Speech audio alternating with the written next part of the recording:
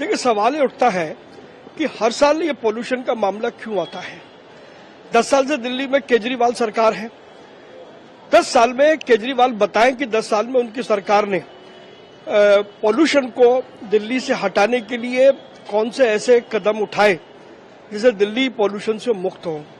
हर साल जब भी सर्दियां आती हैं तो इसी प्रकार से ये तात्कालिक उपाय किए जाते हैं, इनका भी कोई असर नहीं है। तो पोल्यूशन के मूल कारण क्या हैं और उन कारणों के स्थायी समाधान का कोई रास्ता अरविंद केजरीवाल या उनकी सरकार ने पिछले 10 सालों में नहीं निकाला है। यही हालत है कि आज न केवल प्रदूषण बल्कि सफाई और अन्य व्यवस्थाओं से दिल्ली बदहाल हो गई है। लिहाजा अरविंद केजरीवाल और उनकी पार्टी के लोगों को इस प्रकार से अब बिना अर्थ की बात नहीं कहना चाहिए। कुछ समय बचा है, उसमें वो चाहे तो कुछ दिल्ली के लिए अच्छा काम करने की योजना बना सकते हैं। देखिए, सवाल ये उठता है कि हर साल ये पोल्यूशन का मामला क्यों आता है। 10 साल से दिल्ली में केजरीवाल सरकार है। 10 साल में केजरीवाल बताएं कि 10 साल में उनकी सरकार ने पोल्यूशन को दिल्ली से हटाने के लिए कौन से ऐसे कदम उठाए जिससे दिल्ली पोल्यूशन से मुक्त हो। हर साल जब भी सर्दियां आती हैं तो इसी प्रकार से ये तात्कालिक उपाय किए जाते हैं, इनका भी कोई असर नहीं है।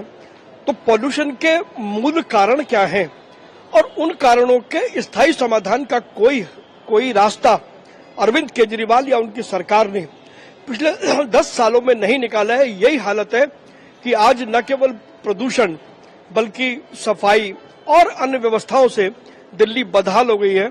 लिहाजा अरविंद केजरीवाल और उनकी पार्टी के लोगों को इस प्रकार से अब बिना अर्थ की बात नहीं कहना चाहिए।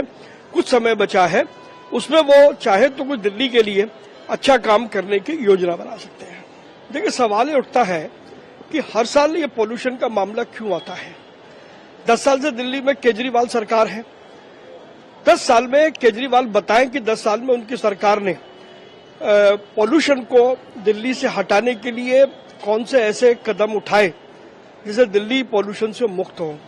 हर साल जब भी सर्दियां आती हैं तो इसी प्रकार से ये तात्कालिक उपाय किए जाते हैं, इनका भी कोई असर नहीं है।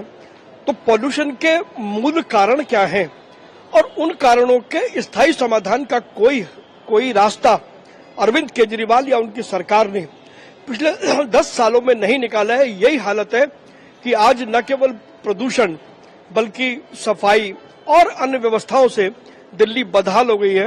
लिहाजा अरविंद केजरीवाल और उनकी पार्टी के लोगों को इस प्रकार से अब बिना अर्थ की बात नहीं कहना चाहिए। कुछ समय बचा है, उसमें वो चाहे तो कुछ दिल्ली के लिए अच्छा काम करने की योजना बना सकते हैं।